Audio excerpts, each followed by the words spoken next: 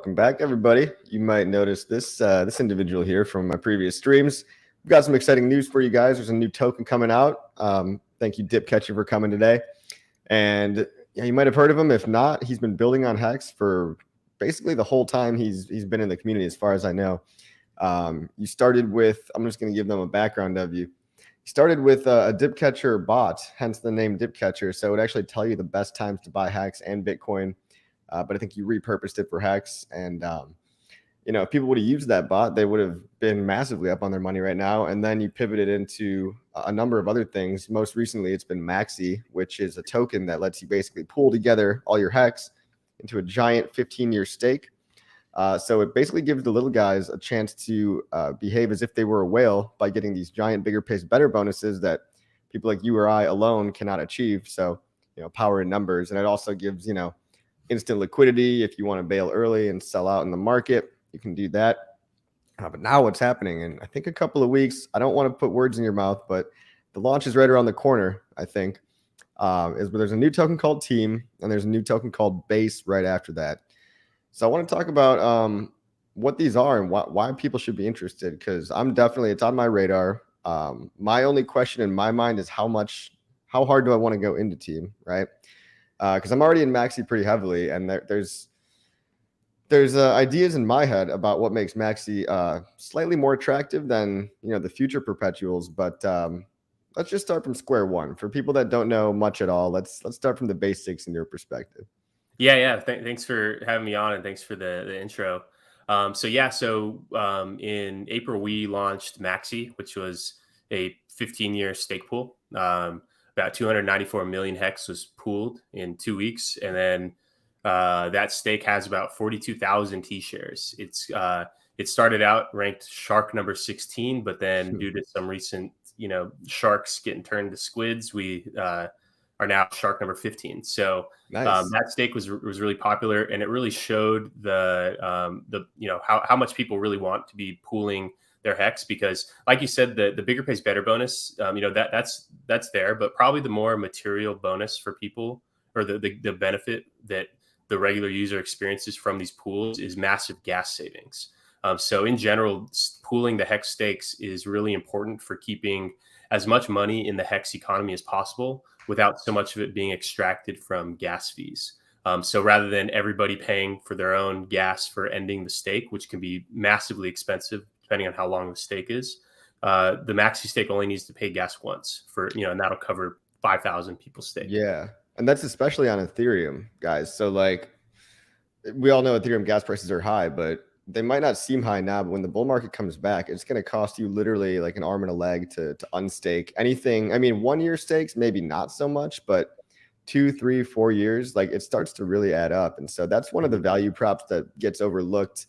Sometimes I forget to talk about it because it's so far in the future, you don't even imagine having that problem, but it will be a problem one day, right? And then PulseChain is going to save us, right? But there's also going to be your 2 copies, and so you might as well have 2 copies. Yeah. And but also, even if kind of what I'm preparing for a situation where in 15 years, PulseChain is such a massive success that there's so many people using it, from retail to institutional applications, all kinds of dog shit tokens and NFTs and all kinds of bullshit that's driving up the gas price. And then even aside from that, I don't know exactly what the block size limit's going to be on PulseChain, but on Ethereum at least, regardless of the gas price, each Ethereum block will only be able to contain 2 max length stakes. So every day there's about 100 stakes ending. And so max length, especially lately with the whole ICOSA thing going on. So all of those stakes that if all those are ending, per day,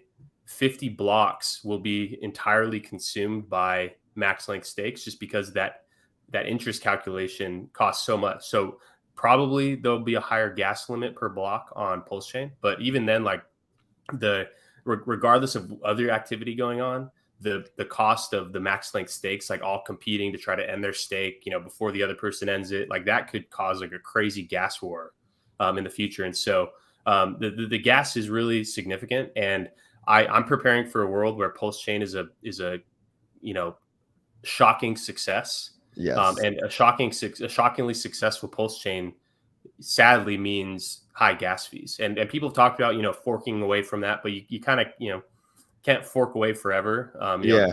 And so that was the main motivation in building these stake pools. It wasn't so much the, having liquidity or like the transferable stake. While that is a benefit, and people really like that, the main thing that drove me to build it was I just did some mental math on how much money was going to be extracted from the Hex economy due to staking. And that's what really drove me to build the stake pooling. And so it that takes to a me is the really most important it takes piece. a really long-term vision for someone to have that in mind as their starting point. Because while that's true, and like I love that future world that you're predicting. Like I would love if PulseChain, just like Ethereum, became a victim of its own success. And we want the high gas fees problem. Maybe PulseChain buys us another 3 or 4 years of low gas fees, but if it is as successful as Ethereum, it will become expensive to use one day, as all blockchains do. And then, people are really going to start to care about the value prop that you started with in mind. Unfortunately, it's not as like sexy to people who can't see that vision right away. I feel like people resonate sometimes more with the bigger bonuses and the market liquidity aspects more than the gas fees. But guys, you're gonna have to care about this if you're in Hex for any time longer than like 3 or 4 years. You know what I mean? Like it's gonna become your problem. So I just think that's a visionary way of looking at it that not a lot of people are gonna understand right now.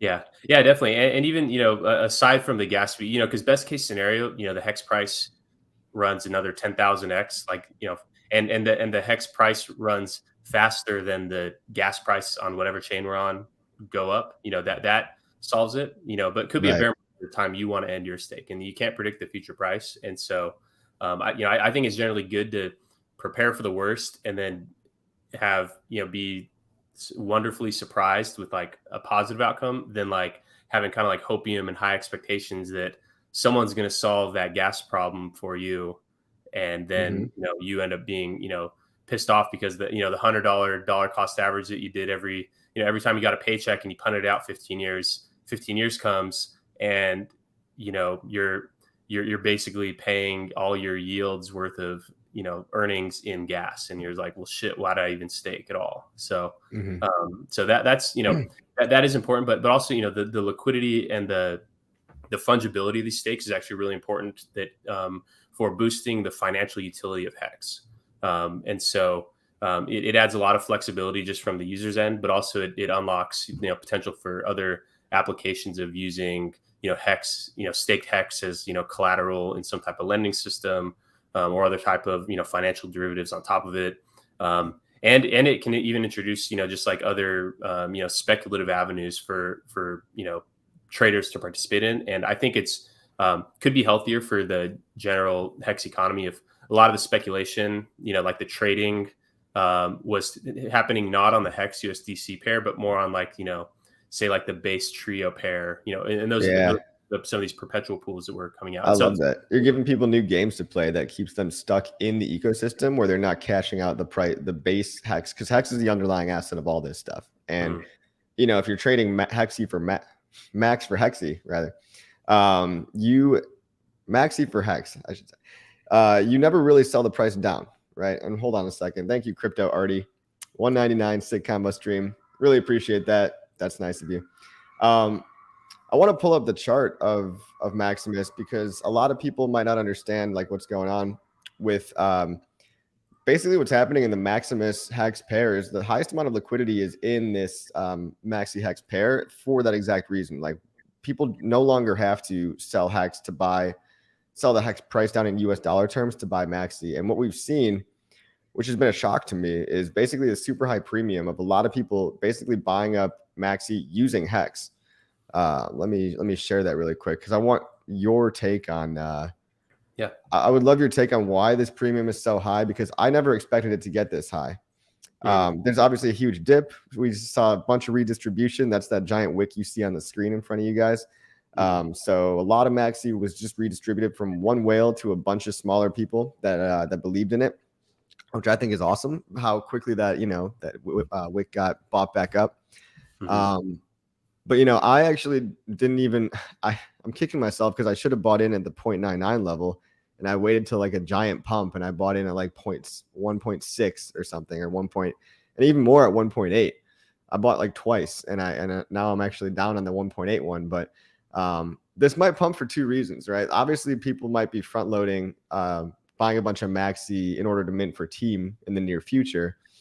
But why do you think, other than that, why do you think the premium got so high?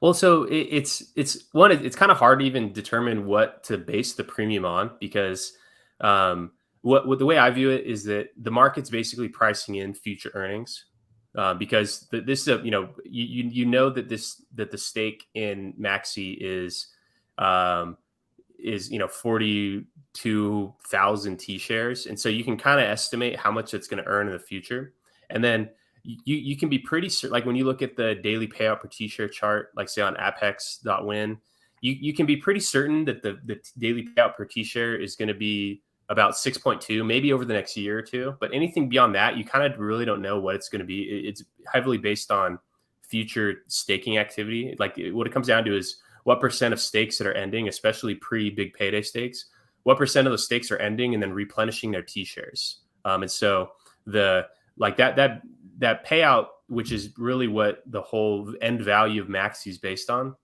is kind of driven by that. So I think part of it is just the market's pricing in future earnings, but it's not pricing in the whole earnings. Like just, from my estimate, what I like to do is just take the current daily payout per T-share and just project it out. And I would assume that like all the T-shares get replenished. And so that suggests that like the staker adoption is growing to exceed the inflation, the 3.69% inflation plus the increase in the T-share rate. So I think that, I think that stake adoption is going to, grow, and that's like a fine estimate. And so just assuming with current payout, I think that the daily or the end redemption value of Maxi is probably going to be around 6 or 7 hex. And so the market's just kind of pricing in, part of that future earnings. And then also something that really lets the premium go up is that a lot of people were using Maxi, not so much for like trying to trade the like premium and discount cycles. They're really just using it as an alternative to just staking max length on their own. And so those people really aren't interested in selling. So like if you look there's only 6.8 million Maxi in that liquidity pool. And so, that's 6 out of 294 total. Yeah. So there's really not that much liquid supply, to be sold, at least in the pool. I mean, as price goes up, people market sell, and that's not reflected in the liquidity pool. But yeah, I mean, it's just a combination of all those things, the future earnings, the people that are not selling no matter what the price is. And then also, people, waiting for the team launch, in which you can only mint team with Maxi. Right. So there's a lot. Like, I just feel like you're dropping so much alpha. I gotta slow it down for people that maybe might be new here, right? But there's 3 reasons that this price chart might go up. Obviously, it's already gone up so much, but at the beginning, 1 hex was worth 1 Maxi, right? And a hex was basically a pooled stake. A hex was put into this giant pool that was 1 giant 15-year stake, maximizing your bigger pays better bonus, give you instant liquidity, gas fee savings, all that. So people really put a ton in. You said 294 million hex were put into Maximus. Yeah, that's insanely high. And that's a lot of hex that was taken off the market and just launched 15 years in the future. So that alone is super bullish for hex. Reason number 1, Dipcatcher just mentioned, was the upcoming team launch. That's kind of an obvious one. There's a token that we're going to talk about soon called Team Token. The only way to mint that is by converting your Maxi, or basically sacrificing your Maxi essentially for this new team token and minting that freshly. There's also people pricing in the future earnings, right? So I think there's only been 2% of this 15-year stake completed, but already people are valuing the interest that this stake will pay out at apparently 1.67. 1.67 worth of a hex. So 67% higher than what hex is currently worth on the market. And on top of that, you just kind of happen to have just stronger hand and longer believer players in this game in general, because the people that are buying Maxi, he mentioned there's not a lot of volume on this chart, right? There's almost $1 million of liquidity, $750,000. But the volume compared to that is not that high, because people a lot of times are just buying Maxi to participate in this max link stake as if they were a giant whale. They get to be part of whale number 15 right? And they couldn't do that alone. So, but those kind of people, they're not much of traders in the first place. So we originally thought people were just going to be trying to trade the premium discount cycles. Like, oh, if there's if it ever dips below the premium, that's a buy. And if it ever gets above, that's kind of a sell. But there hasn't really been any discount compared to the spot hex price or even. Yeah. I mean, because we're 4 months into 82 months of MAXI's life cycle. And then the way I see it, it's probably more likely that a large premium happens earlier in the cycle than late, because every day that goes by, you gain a little bit more certainty on how much it's earned. You can calculate for a fact how much it's earned to date. And then now that's one less day of uncertainty of future earnings. And so as it goes on, the certainty, you become more certain on what the end value is going to be. And so when you're more certain on what the end value is going to be, you can't really paint so much blue sky in where, it becomes more clear. And so, there's probably less of that premium. So early on is probably when it's expected to be higher. But I'm even like right now, I'm fascinated people are pricing in a premium rather than a discount because there's such a bear market right now, and there's still people are still extremely bullish on MAXI. That seems to be like a divergence indicator. Yeah. Well, and also, so to like, the premium kind of appears high because, we all remember minting it, 4 months ago at 1-to-1 rate. But by now, even so far it's earned over 30 million hex. So it's already earned 10%. Yeah. Cause it earns like 32% annually. And so if we're, a third of the way through a year, it's earned about 10% so far. Yeah. And so that baseline to think about that premium is a little higher. So the premium is actually really, I mean, all things considered, not necessarily that high. Like look at the premium that shows up. So like 61, whatever that says on there. So, and then also what we haven't even talked about is that the hedgerin that's included in there too. So because the MAXI stake gets hex and hedgerin at the end of the stake, the hedgerin's held till the end of the stake. So, we're trying to contribute to that hedgerin bull market by, all that the hedgerin that, we could have been minting and then selling as we go. We're holding that hedgerin. We're not even staking it in ICOSA. We're hoarding that hedgerin for 15 years. And so the market also kind of has that wild card factored in. And I think that kind of what's going, like, I think now, like, because we did see, a handful of people that were selling their MAXI that, they'd minted their MAXI, went up like 60-70% on their hex. And then now they're rotating in. We saw someone, chase the pump in the hedgerin price. And then, so, so that's kind of counteracting the market pricing in the future hedgerin. I don't know how much, the market's really pricing in the future hedgerin, even though the hedgerin at the end, there's an amount that you can guarantee it's going to earn. So there's actually very low uncertainty about how much hedgerin it's going to earn, but it's not redeemable for 15 years. And so, maybe the market's just not quite, calibrating that in, as well. It's a little bit harder to really, factor that in because, who knows what the price of, that one hex is going to be worth one hex, but you don't know how much each hedgerin is going to be worth at the end of 15 years. So that's a little bit harder to price in, I think. Yeah. But yeah, like you said, so it's earned 30 million of total hex yield so far. Where can you see that on the dashboard here? Let's see, probably including total treasury hex, including 31425 hex accrued. Oh, I see. Total treasury hex right here. Yeah. So you can quickly calculate that, right? So 31 million divided by the original 294, that's a 10% hypothetical gain. So even at current market value, not even considering Hedron, which we have a 5x multiplier on Hedron, right? So in this particular perpetual, right, which is going to be the highest because they're not offering that anymore, guys. But that's another thing that makes MAXI so attractive is the 5x on there and ICOSA and all that. But even if there were no premium, it should still hypothetically be worth one MAXI should be worth about 1.1 hex, maybe, give or take a couple. But the premium exists because of this big team play that's coming up. And so maybe we should transition into talking about what team is, right? So you guys understand MAXI, I hope. If not, watch my previous videos. But Dipcatcher, what is team? Yeah, so what team basically is it's a growth engine for hex.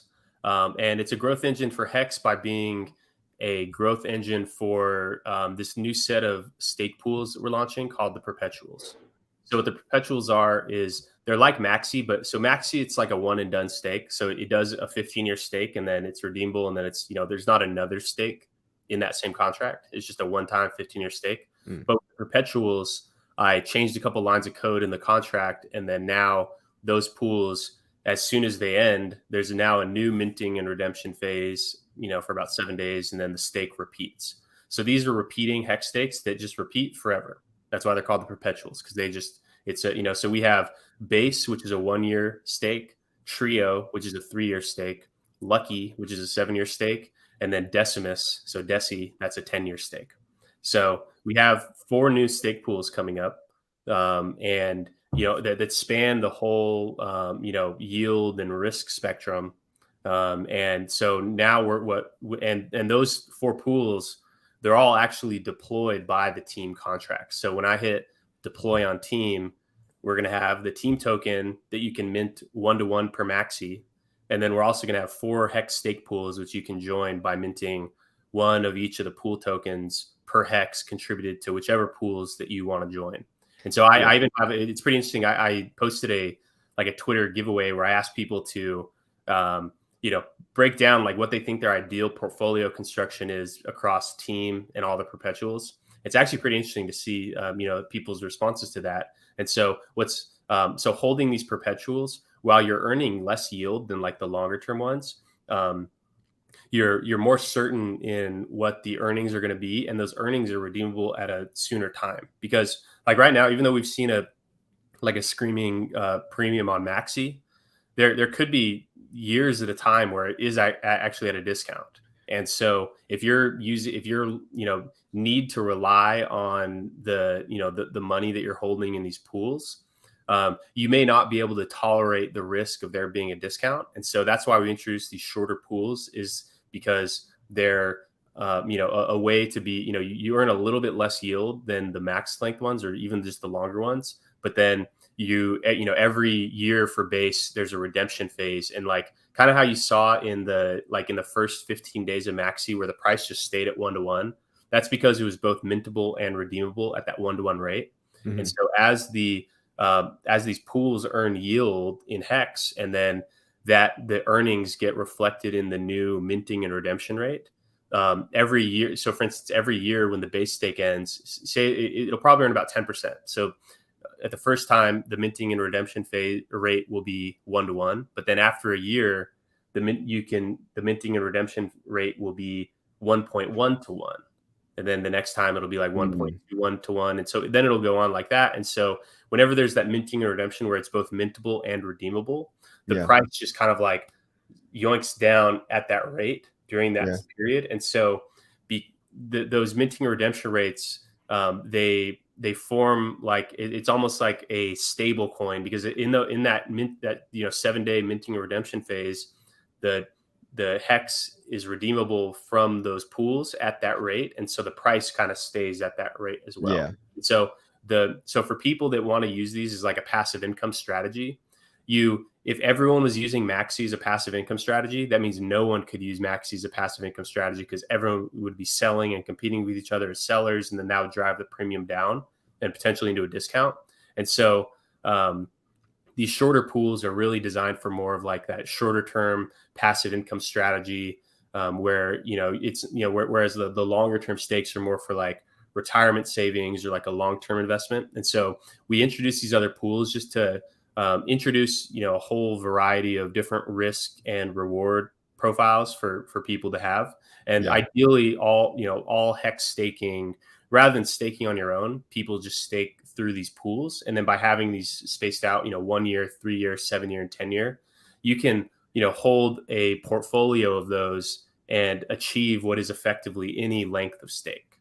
So holding like half of a 3 year and half of a 7, half your portfolio in a 3 year stake with Trio and half of your portfolio in a 7 year stake with Lucky, that kind of gives you roughly what like a 5 year stake is. And so you can build a portfolio of these perpetual pools, and then that can give you that liquidity that you need. It can reduce downside risk of discount, with these shorter ones that are more redeemable. Yeah. And then it has all the same benefits of the reduced gas costs and with the bonuses too. So, and just as a very basic, just if you guys don't know what we're talking about, you haven't looked into it yet. The mint redeem phase is basically, it used to be 15 days in Maximus. Now it's going to be 7 days in the upcoming perpetuals. And that means for 7 days, you're going to be able to use Hex to mint either base, trio, lucky, or desi, whatever current launch phase is out. They're not all going to launch together, right? They're going to be staggered. Is that correct? So they are all launching together. So there's going to be okay. extravaganza hysteria with team there. And so the initial launch for all of them is going to be 21 days. So there's going to be a 21-day launch for all of these, for team and these pools. And then as they go on, the intermediate mint phase for each one, at least now, is going to be 7 days. The contract is programmed where we can change that. We might make the longer ones have a little bit more time in between, because like every day not staked is lost yield, because and so like a week out of a year stake, like that's 2% lost year, but a week out of a 10-year stake, like who cares? So so we may make those ones a little bit longer, but yeah, that's that time in between the stakes where you can both mint and redeem. Wow. Okay, so that's news to me. So after team, there's going to be one giant perpetuals launch party, 21 days where you can put your Hex in and get whichever perpetual contract token you want back, if you decide to bail, right? But only for 21 days. And so after that, you're just locked in, and your Hex gets converted into that perpetual contract. But team is different than the perpetuals. Team is basically a coin where the only way to mint it is using MAXI token. And the only benefit of holding team, the primary benefit, is being able to capture all of the rewards as well as being a deflationary token. So it will have a capped supply. It's almost like the analog would be the We Are All source address almost. It's like a pool of early believers, like the main tribe that believes in these perpetual contracts. And they, as a reward for believing and staking their team token and sacrificing their MAXI token for that, they are entitled to 100% of the perpetuals, assuming they join the perpetuals, right? Because 50% of the bigger pays better bonus goes to the team stakers as well. And you also get, on years 3, 6, and 9, you also get rewards back in Maximus. And essentially, you also tweeted something interesting where the Maximus smart contract actually, what did it do? It sacrificed some of its own MAXI like back into the rewards by let me pull that tweet up really quick. Yeah. Yes. So just kind of to clarify, so the team stakers, they get half of the bigger pays better bonus from each of the perpetuals, and so that's like the staker reward, and that's done purely to be an incentive for the team stakers to be a very strong growth and marketing force for Hex staking through these pools. And so we chose to make that amount of the bonus shared with team come only from that bigger pays better. One, because that's yield that a user would not have got staking on their own. We didn't want to make like a flat fee or any type of other like weird taxes like that's income that they only received from staking on their own. Or that they only receive by staking in the pool and not on their own.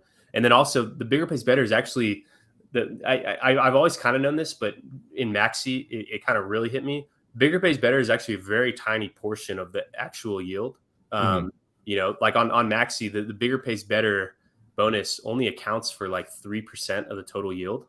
And so it's, it is very small, like a bit like the base stake, the 1-year stake, the longer pays better bonus for a 1-year stake is actually equal to the maxed out bigger pays better.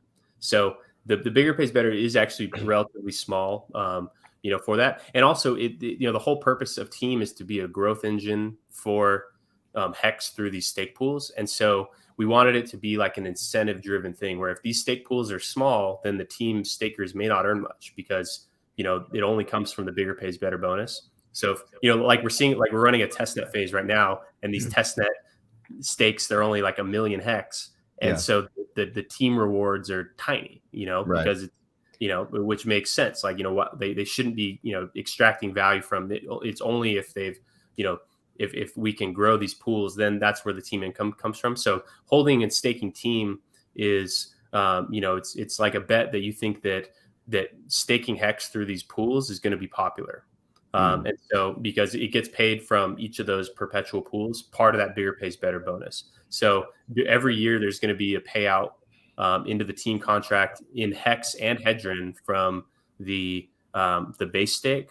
Then every 3 years you're going to have base and trio. Every 7 years you're going to have base and lucky. Every 10 years you have base and desi. Some years 3 of them line up. In year 210, all 4 are going to line up. Right. And then also, so certain years there may be massive demand for staking teams. So there's probably going to be there's going to be a whole lot of game theory involved in, estimating future earnings of these pools and then seeing how that impacts the staking of team. And then with team, the staking is a 1 year, it's a 1 year commitment. In order to earn yield from a base stake, for instance, you have to have staked for that whole year. And so you have to stake in year-long periods.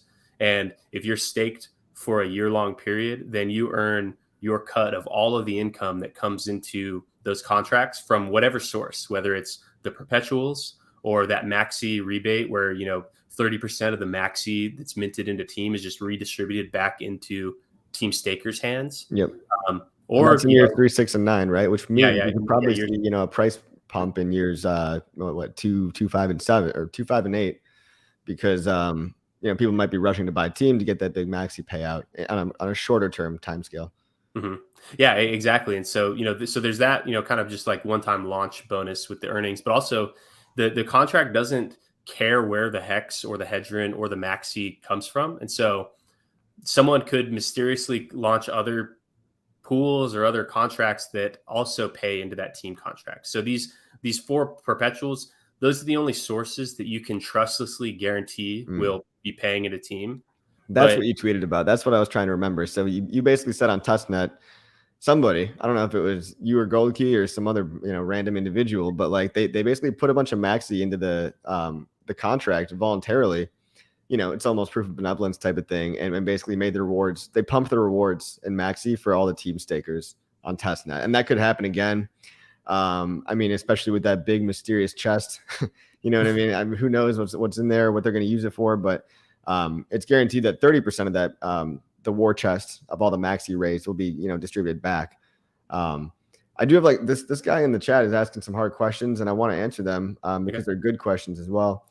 So he said, how are the perpetuals and team good for MAXI? If you aren't already in the MAXI pool, you have to buy MAXI on the market in order to participate in team, which is money that could just go directly into hex. Well, basically the value prop already still stands, right? It's like the gas savings, the market utility, the bigger bonuses, all that.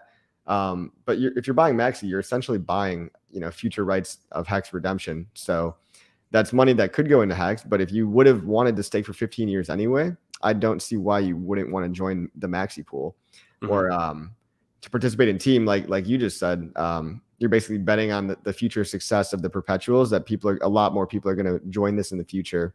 And it's going to gain a lot of traction. Do you have anything to add? Yeah. So the perpetuals are that's like critical for hex. Like honestly, hex should have been built in this fashion from the start, to be honest.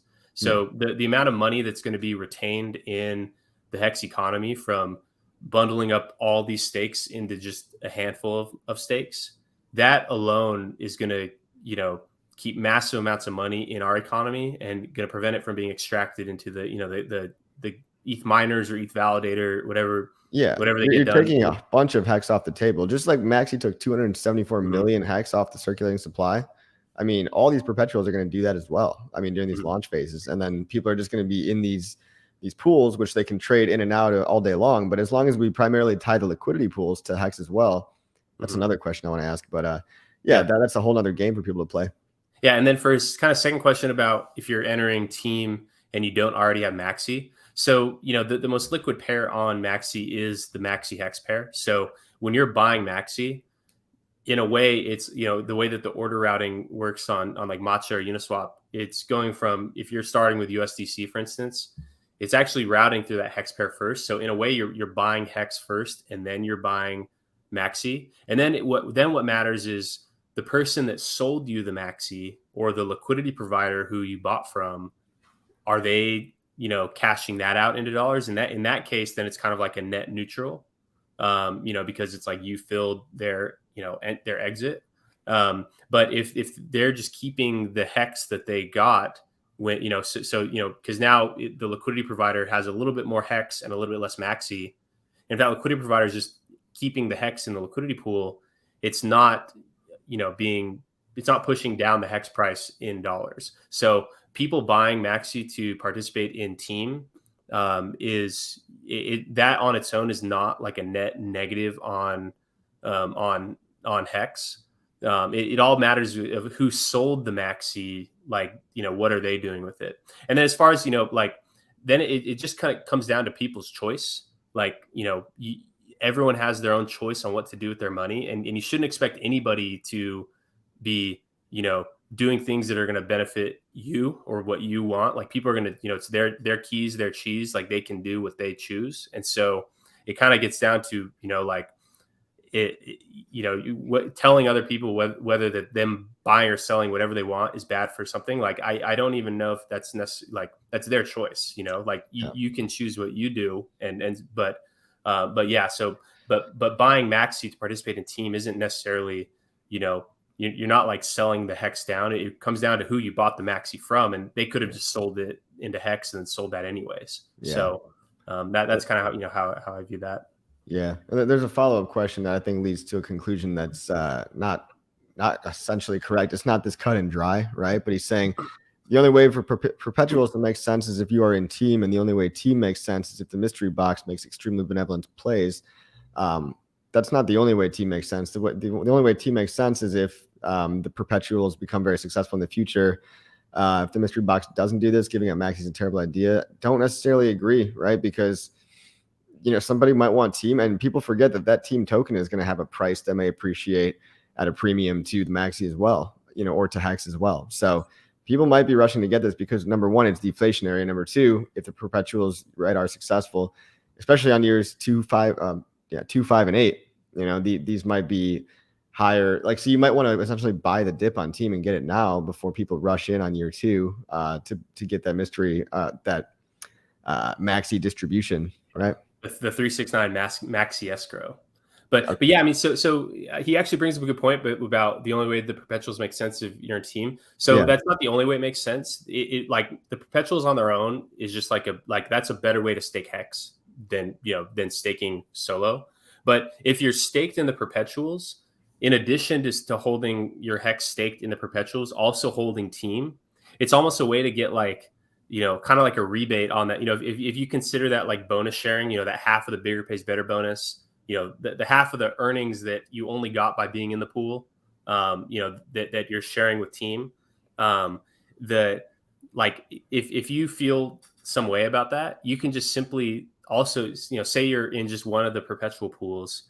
If you're staking team during that period, you're earning some of that bonus from all of the pools and any future pools that are unnamed, unannounced, undreamt of yet. And so the holding team, it makes it so you can kind of like earn that back. It's kind of like the way I view it is like, sometimes, grocery stores have those like buyer reward, you can join the grocery store, you can join the Safeway rewards club, and then, you get a discount on everything. That's kind of like what if you're staking team while also holding these pools, it's like kind of gives you a discount on that bonus sharing, and it lets you earn some of that hex and hedron that's shared with the team contract. So holding team in addition to the perpetuals is a strong idea because you're it's like you're getting a little bit of exposure to all of the pools and any future income source in team. So that's like, one of the benefits. And then believe it or not, the mystery box really doesn't need to be that benevolent to anyone, because the team, so the mystery box gets a copy of all the team that's minted. So effectively it starts out with 50% of the total supply. And so, and it has, MAXI, and from the looks of it, people get really happy when they see a maxi dip, and so, even if the mystery box, because I even did a video where we talked about like, what could happen with that mystery box, where on one end of the spectrum, it could just dump everything day one. And then in that case, it's just like, okay, now it doesn't have anything left to dump. And then people can just scoop up that dip and then it just carries on. On the other hand, mystery box burnt everything, and there's kind of everything in between. Right. And so the worst case scenario really isn't even like a bad case scenario as far as like, benevolence of that mystery box. But what I tell people to do is, because the mystery box, it is a mystery. It is absolutely a mystery. And so what people should just think is like, okay, if you had a bunch of maxi and a bunch of team, what would you do with it? And then that is one of the possible scenarios. And so that's but also, the thing to really determine, it kind of touching on his last point, if maxi is going to be better to hold on to than team. One, that's a very difficult decision, and that was intentional. Like, that was purely intentional. Like, if it was just like a no-brainer, then there wouldn't be any upside left in it. Like, you need people to take the wrong end of the bet in order for future upside, to be a possibility. Well, that's legit too, because I mean, it is hard for me to want to give up my maxi for team. So, I'm trying to see the value in both, and there's no way I'm giving up all my maxi for team, right? But I need to make the decision right now, is like, how much do I want to? And I almost feel like if this gets an underwhelming response at first, that's almost really, really bullish, right? If a lot of people get into team at first, maybe I'll want to buy the dip on team as it comes out and scale in that way rather than get in the minting phase. But we'll have to see based on the amount of maxi that's put into team. I'll probably make my decision on the very last day of the team redemption phase to be. I mean, that's some quality alpha. Not a lot of people are going to even understand what we're talking about, I worry. And Gold Key brings up a good point. So I want to like dumb this down. I want to slow down and just try to express the value prop in a way for new people or people that just don't really, maybe they don't fully understand what anything we just said, right? But you can think of the perpetuals like a hex staking ladder, where you're buying a 2, 5, 7, 10-year stake, but it's just pooled together, and you have liquidity early. So if you want to bail early, you can sell it for potentially still a premium, right? So if you're a weak hand and you don't actually want to hold your thing till years 3, 7, and 10, you can go ahead and sell it. But you get all this extra utility and game theory by holding into these pools, because again, you're getting these perpetual opportunities to restake every time, and also team allows you to profit even more. Guys, they're all trustless, they're all audited, they're all in the early days, Richard Hart basically talked about hoping that somebody would do this eventually. I mean, this and Hedron are basically the two things, the two final, infinity stones in like the Hex ecosystem almost. I mean, people are going to keep building cool shit for forever. But for someone that's just brand new, can you boil it down to like one sentence or a couple, like a paragraph maybe, of why someone could do this? Gold Key, that's a good point. It's basically like a pooled staking ladder with bigger bonuses and instant market utility. Why would someone do this? It's new, it's scary. Why not just stake the original hex? Yeah, so simply you'll make more hex, because you're earning more than you would by staking on your own, and you also have the benefit of being able to sell if you need to without that early end stake penalty. So, and also you may even have the chance to sell it for more than it's worth, where it's like the opposite of a penalty. It's like an early end stake benefit. And so simply, you as a user will earn more hex staking in these pools than you would just, going on go.hex.com and staking there. And then there is an element of contract risk, which, we help alleviate by making the contract so simple that anybody could reasonably read it. I do extensive videos where I read through the contract line by line. I explain what everything does, why, these decisions were made, what went into, the development of it. And then also we publish independent audits, where we have, smart contract security professionals, go through the code, make sure everything does what it's, said to be doing. And so, we help alleviate that contract risk. So for bearing just a little tiny bit of just like that extra layer risk, which, is actually pretty insignificant. You just simply earn more hex. So that's a big benefit. And, so that's like your own personal benefit. But then the act of joining these pools rather than staking on your own, you're helping keep more money in the Hex economy than that's not being extracted by the Ethereum miners. And so by joining these pools, you're helping make the Hex economy even stronger. That's that's cool and well said. It's so much more than I think people realize, which might actually be some quality alpha for these early days. Like, I wish I had put more into Maxi at first, honestly, because I didn't realize the premium. It would literally just double. I could have had double my hacks right away. So instead, I aped in more at 1.6, 1.8, right? But I don't know if the same thing will happen, but if history is a good indicator, I mean, I guess one of the only drawbacks of the perpetuals is that they won't have that Hedron multiplier aspect, but they're still minting Hedron as well. Mm-hmm. And if Hedron becomes more scarce, the Hedron from the pools, that also goes to team. And that's purely, that's purely because the in order to keep the perpetual contracts most similar to the MAXI contract, and to not have to introduce any complexity around like knowing what addresses can claim the Hedron, because like as far as the contract's concerned, all the pool tokens are like identical no matter when they were minted. And so in order to not have to build like a whole like separate like Hedron claiming one where it only let people from that were holding during this one period of time claim the Hedron, just to not introduce that complexity, and to boost the value proposition of team, and to give even more of an incentive for team people to be growing these pools.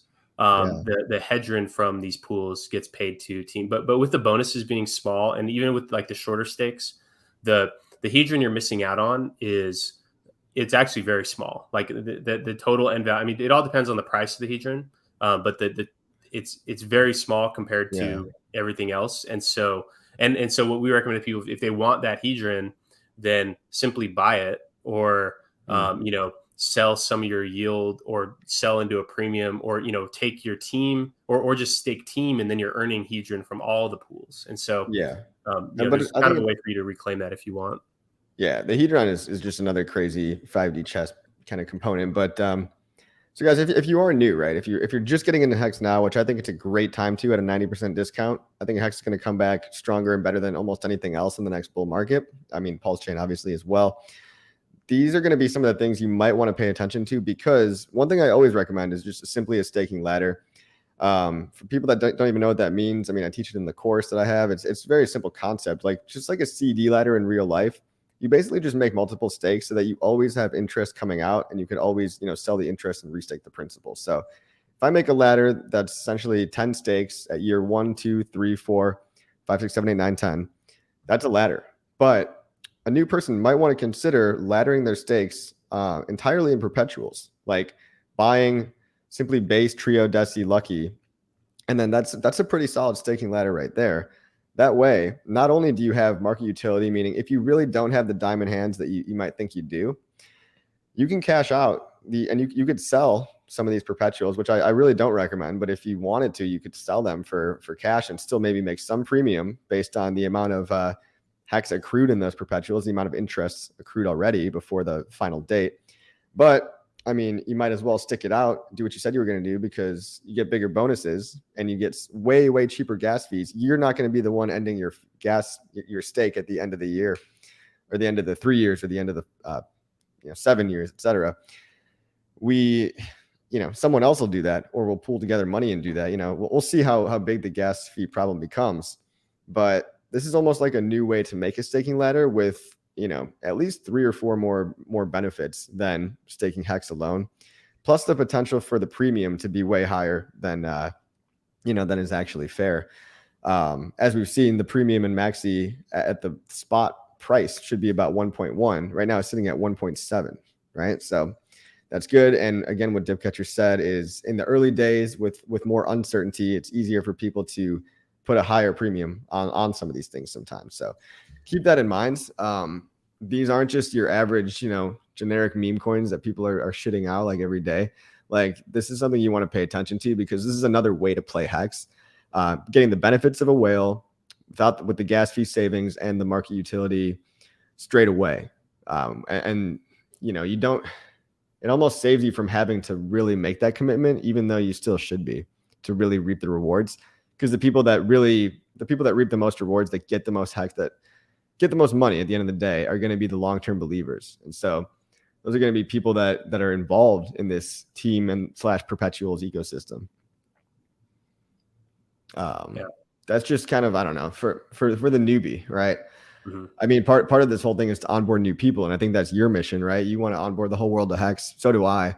And that's what we're building these things for. Where you get to behave like a whale. Like if you feel like you missed out, you're getting all these benefits with the perpetuals that I don't think you'll ever be able to really get as a solo person, myself included, right? I'm interested in these for that reason too. Yeah. And also I think that what these create is it almost like brings back the referral bonus, because the team stakers, they earn from the size of these pools. And so those team stakers are going to be incentivized, because there's, it's like the immediately addressable market is people already in hex. But then that next layer of addressable market is people that are new to hex. And so team stakers really have a higher incentive than just about anybody to be onboarding new hexicans into these pools. Now we have an even better sales pitch, low fees, bigger earnings, cash out whenever you want. We have, these 4 new branded tokens, new sales channels, maybe the word lucky really resonates with a lot of people for some reason. And so, there's new onboarding avenues for this. And then the team stakers, they only benefit from their success in onboarding. And so it's almost like a way to reintroduce that referral bonus that was in hex from the first year. It's like a new way to kind of do that, where people are incentivized to growing the pools. So that's people a good that way are of putting it. Team, getting more people in there. It's like you're referring, you're making it better for everyone, including yourself. Mm-hmm. Yeah. And then also, there's kind of a whole, like comparing the team to MAXI, because that's like a tough decision, right? Like, like what's going to be worth more. And the way I kind of view that is that, MAXI is really just the hex price times the MAXI earnings, because at the end of the 15-year period, but team, it goes on forever. So MAXI stops earning yield after 15 years, but then team, it lasts forever. And so that's kind of one difference there. And then two, if these pools are large, there's like the value of the earnings of team, it comes down to how big the perpetual pools are, and also how many MAXI are minted into team, and then what % of that team is staked in each year. And so there's kind of some dynamics there where if there's low minting participation, then the earnings on team are going to be way higher than MAXI, like even if the pools aren't even that big. But if the minting is high, then those earnings may be lower, and then but then if the pools are big, that's the main driver, is how big the pools are. That's like the top line income, right? And then how much team. But there can only be so much team that's minted, right? Because the maximum number of team is going to be the total. If 100% of the MAXI supply was rolled into team. Honestly, if I wasn't like altruistic, I wouldn't even be talking about team right now, because I would want the I know that's low pool and like just all for me, right? And then that's literally, it's funny, on a stream there's a guy named Luisito where he came with a question. He's like I don't know, like I think that MAXI's probably not gonna earn, or MAXI's gonna be worth more than team. And then so we walked through, just like I have a spreadsheet where I kind of walked through the numbers of different possibilities, and I was only on the base stake, and there's realistic scenarios where base alone earns more than MAXI. That's not even including Trio, Deci, Lucky, the MAXI rebate, and the other stuff. So like there are scenarios, and then he's like, okay, oh my gosh, I get it now, I'm in. And then later on the chat, when we kind of talked, like, okay, yeah, like honestly, like, so you may not hear many people shilling this, because it's going to be very competitive. Like earning that team yield, it could be very competitive. And so I was like, you may not hear that many people shilling this. And then by the end of the stream, that guy's fudding team to new people in the chat. And then I'm like, it was so funny, just like the arc of that. And you're right. And that's kind of part of the game theory, is that, the team earnings, they're infinitely large. Like they could be, because, these pools can get, they're the size of these pools is really the total liquid supply of hex. Like that's kind of the max that it could be. But what if there's other income? What if someone, decided to make some type of, system where you could borrow against your perpetual tokens, and maybe some part of that, pays liquidation fees to team, or maybe, someone create some other system that, is so like, because of how flexible the team contract is and how it pays out yield, the earnings could be infinite. Like there's really no cap on what, what that could be. And so it's almost like potentially infinite earnings, and then combined with strictly finite supply that only goes down because there's an early end stake penalty of 3.69% on team, where if you don't stake for if you start a stake, but you end, before your stake term is done, and these stake terms are 1 year at a time, then 3.69% of the amount that you early end stake gets burnt. So it's permanently burnt. And so the team supply, it starts at whatever 2 times the total MAXI that's put in, and then it slowly dwindles down. And then as we see, these pumps in the team price, we may see people early end staking, and then, because to sell into that pump, and then the team supply goes down. And so I made a chart on my Twitter that kind of shows these different cycles of, like, in both bull markets and team and bear markets, we may see a lot of early end staking. And then so the team supply is really just going to kind of dwindle down, and it's probably going to be accelerated by moves to the upside and then moves to the downside. So there's kind of, it's like strictly deflationary. And then, while, those coins are earning rewards that are potentially infinite. So like the total supply of earnable team is going to be going down, while, each time, these pools end, there's now more hex in there. So now the bigger pays better bonus, if all the hex stays in the pools, is growing. So the earnings grow with the earnings, the team earnings grow with the pool earnings, while the team supply goes away. And, like, what does that do for the price? Yeah, read between the lines, guys. That means number go up. One guy in the chat's not getting it. He's saying, I can mint MAXI with all the stake tax I have. Well, you can't mint MAXI anymore, but you can buy it, and you can't buy anything with your stake tax. You can buy it with your liquid hex or USDC or ETH or whatever. But yeah, I'm almost going back to that original guy now. Maybe he was trying to FUD team for that very reason, saying that MAXI is way better than team. Why would anybody want to get team? I mean, that would be the move almost. It's like, don't talk about team and then pump the shit out of the perpetuals, and then, but no, I mean, I want everyone to get in on team, right? Like, I don't care what you guys do, but it seems like a decent idea to me. Like, it seems like it's a gamble. It's always a gamble, right? Like, just you gambled on hex. You're also going to gamble on these being successful. But what takes a lot of the uncertainty out of the equation is the fact that hex already is such an unstoppable force. And what I also think is interesting that I want to turn the next topic to is, like, you chose years 1, 3, 5, 7, and 10. I like that 3 and 7 almost line up with the 4-year cycles on the macro crypto markets. If you believe in the 4-year cycles, some people believe in lengthening cycles, but how do you see a lot of these perpetuals lining up with the peaks of the next bull markets? Was that strategic in any way for you?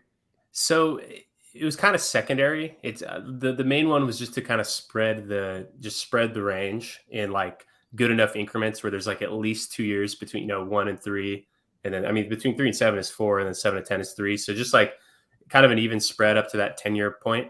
But that 3 year, that is a benefit because if these are on 4, if like the crypto macro cycle is like a 4-year thing, and that's what people think it is, then team or trio ending every 3 years, what that means is that, like, the trio end date is going to line up with a different portion of that 4-year phase. So trio is going to kind of, like, phase through the like 4-year cycle, and then so every year it's going to kind of end at a different point in that 4-year period. And so one of these years, if it's on a 4-year cycle, or just in general, like, one of these years, the trio is going to line up with, like, Pico top of all markets. And so that's, like, that's what draws a lot of people to the trio stake.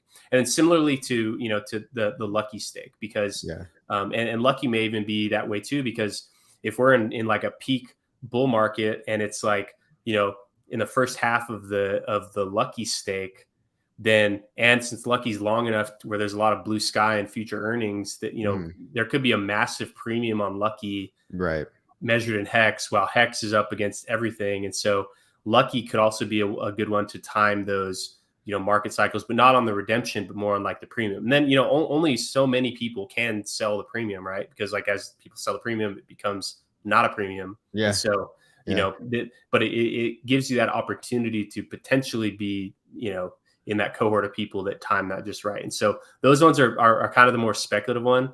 Base is more of like holding liquid hex. the original idea for base, I shit you not, it was going to be a 14-day rolling stake, and it was meant to be like an inflation adjusted hex stake, or like inflation adjusted hex, like wrapped hex. But then that was just too much. That kind of defeated the whole purpose. And so the 1 year, I view that as just like an alternative to holding liquid hex, because the 1 year one, that's probably like, I'm really interested to see how it actually plays out, of like, because it's probably going to earn 10%. Like, does that mean that it's going to instantly jump to 10%? Like right away? I mean, the MAXI stake did. So is it going to just like basically day one, just boom, 10%, and then now anything below that just gets bought because you're earning more in that shorter period of time than you would have just by staking, or if anything above, it's just like kind of unreasonable for it. So I don't, that one will be interesting, but that one will probably be the most liquid, because there's not much room for premium and discount. Like, it doesn't make sense to buy base at like a screaming premium, and it doesn't make sense to sell base at a massive discount unless you really need to. And so that one will probably be pretty liquid and pretty tightly in a tight range. And so that one I view more as like an alternative to holding liquid hex. Right. And then the range has to do with the uncertainty factor, right? So it's like shorter stakes, basically lower uncertainty, equals less volatility, right? And then, but yeah, I do like 3 and 7 for that reason, because time the bull market. But yeah, base is going to be interesting. Deci, I don't know. I might put the least into that one personally, because I've already got MAXI, right? And at that point, it's like you've got your rolling 1, 3s, and 7s, right? And those are going to keep going. Then you've got the end goal 15, and then by year 15, it's like, I'm on a private island, I'm good. It was fun while it lasted, guys. 15 years from now, all right, have fun. We'll leave that to our kids to take over. The United States of Mexico. That'll be our new country. And but you're right. The Deci, it's kind of similar to MAXI in that sense. A lot of people are interested in Deci because they kind of think that same like instant 2x premium that we experienced on MAXI may take place. But since so the MAXI premium happened that way because no one thought it was going to happen. And since a lot of people think the Deci one is going to happen, I think that decreases the chance of like that. But I mean, still the dynamics of pricing in the future earnings, and just like you over that 10-year period, it's probably going to earn, it's probably going to be worth like 4 to 1 or 5 to 1. And so, anything less than that, it's just like, anything less than that in one way is a discount. And so it could, kind of shoot up in that way. But there's probably going to be like a wide range. Like there may be times of a screaming premium and then times of a deep discount on that one. And so for that one, it's, for people that want to, try to trade that premium discount cycle, that one can be really strong for them. But then also for people that just want to hold a long-term hex stake, that's also a strong use case for that one too. So they kind of all have their own purpose and their own risk profile.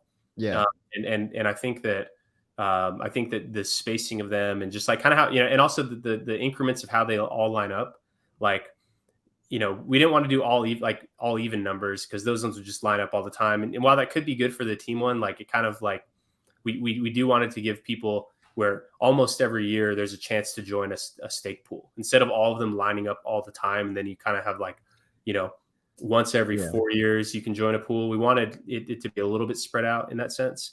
But also, again, the ease of launching a new pool that also, ties into the system. It's really trivial. Like, copy and paste and change a number or two, right? Like not even copy paste, like just like click deploy again, but this time with the input variable, just set a different year, a different duration. So it's as far as more pools, and if while you should have no expectation of me to do anything, because this is a fully complete product.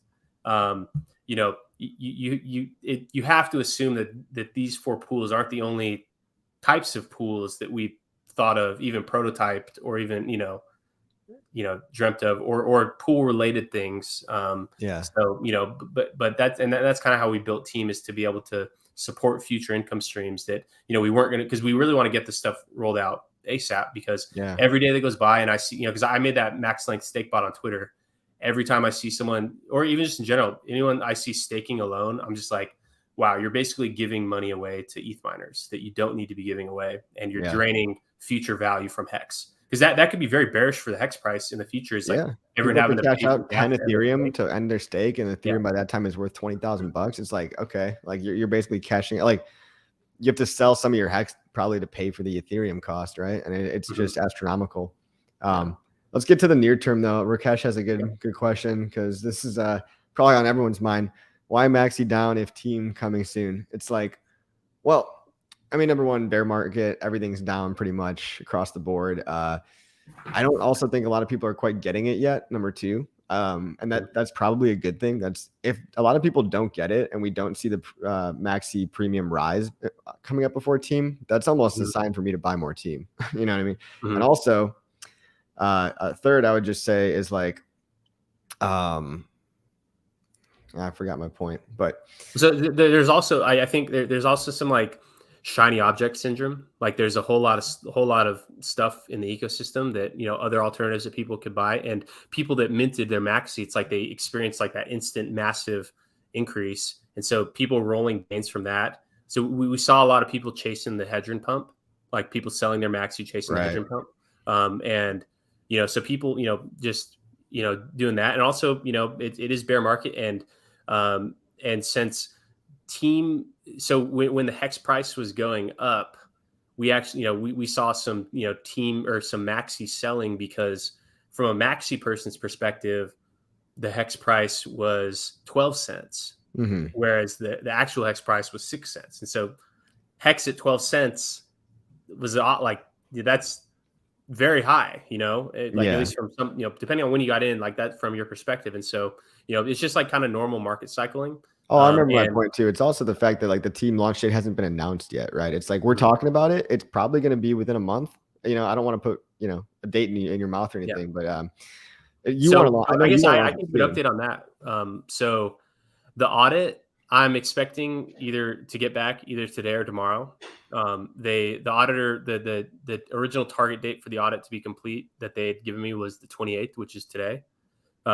They did message me saying that, you know, they're still going through it, and it may take 1 or 2 more days. And so that's really the last thing we're waiting on, because we've done the full, you know, testnet sequence and built the data, like the front ends for, you know, minting team, staking team, managing your team stake, claiming rewards, and then also for minting perpetuals and redeeming them, and that whole, you know, that whole thing. So everything's done. You know, all the building is done. Now there's just like a few little aesthetic things and kind of little nice to have features that we're making, but everything's built and everything's done. So just as soon as the auditor gives me back, and as long as there's nothing big that I need to change, you know, based on the audit report, we'll probably, we're doing this ASAP. And so it could be literally in a couple days. You know, we're not putting a firm date on it just yet, depending on that audit. I don't think anything's going to come, but, you know, who knows? There could be things that, you know, just I didn't catch that these professionals are going to catch. And so with that, you know, it could be in a couple days, you know, provided there's nothing big that needs to change. You know, we're definitely in a rush to launch these perpetuals, because we're like I said, every day that goes by and people are staking on their own, I'm just like, what are you doing there? So so it is going to be quite soon. I don't imagine there's going to be a lot for you to change. I mean, you already went through it once with Maxi, and even that was, you know, you almost got it right the first time anyway. But yeah, Crypto already makes a good point. He's saying like the we are all source address and team holders are going to be like OG status. It's kind of a benefit that we're in a bear market right now, and people aren't as interested in this kind of stuff, because by the time the bull market comes around, like this is just my pure speculation, but people are going to wish maybe that they had paid a little more attention to these things, or people might be rushing to buy our bags if we have them now, right? And I don't plan on selling my we're all source address for a long time, just like I don't plan on selling my team probably for equally as long as the source address, right? You know, multiple years. But there's going to be a lot more attention on them, you know, in the bull market. And I think it's going to be a lot of people are going to be kicking themselves, right? But that's just my speculation. Obviously, yeah, you're right. Right. So many people. How many people are watching this right now? We had 280 at one point. Now we got 250. Wow. Yeah. It's amazing. Yeah. People are interested, man. It's good stuff. Yeah. from what I hear, there's also more stuff coming up for team versus BR. Yep, that's exactly right. You just heard Dipcatcher say that. Whatever comes out of this guy's brain or gold key, like you also get the benefit exemplified in the team token, right? Or I guess if anybody else wants to build, could someone else hypothetically build one of these? Yeah, literally, any person that feels compelled or incentivized to do that. Maybe they have a lot of team and they, because also, like someone asked, like, why would someone build something that pays into team? One, it's kind of like already like a commit, like an audience for you. Like if you're just going to build on your own, it's like a pool of maybe committed people. It's like like you call it like the gladiators, right? It's like it literally is the most hardcore hexagons are probably in Maxi and team, in my opinion.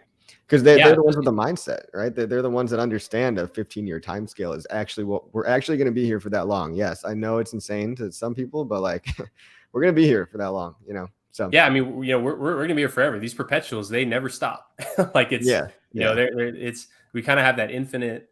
Here we are, like kind of joking, but kind of not. That in your 210, we're going to have a base trio, lucky, and Desi stake all ending in 1 year. That'll be the first time that all four line up, and so we're thinking on that type of time frame. And that's really what the purpose of these pools and team are, is that it's kind of like this permanent growth force for Hex, where where there's a group of people who are incentivized to be growing the staker class through these pools that really optimize the Hex staking. So it's like, we equip people with a really good product and a good sales pitch for, onboarding into Hex, and all the barriers to entry are really alleviated across the fees and the complexity, and just having to think like, about managing your stakes. Cause these perpetuals, like you don't have to do anything. Like you as a user, you just hold them. And also, there are some, which you don't really need to get into, but there's some other kind of side effect benefits related to, when you actually take delivery of the income, and you could actually never record an income event from holding these perpetuals. We don't need to get into now, but there's these kind of other adjacent financial benefits of it. And so, we're giving the team people, the team members, a very strong, floor to stand on to, be promoting the growth of Hex. And I really, and also what's pretty interesting to see is that, a lot of new people, like people that, new to Hex, just in the last year, it's like they may be down from their initial purchases, but these are some of the most enthusiastic people about this stuff. And so this is also, like, I think, a great way to retain a lot of the people who they're down big on their initial Hex investment. Maybe they would have given up had it not been for this kind of like renewed, thing where or even, a lot of those people participated in Maxi, and it padded some of that downside for them. So the whole presence of this, stake the pooling novelty factor, you're really keeping things spicy. There's that aspect, right? It's like just new things just keep people's attention more. And these are new, but they're also, we're talking about, we had a troll earlier saying like, well, nothing can be better than Hex. Maxi's not Hex.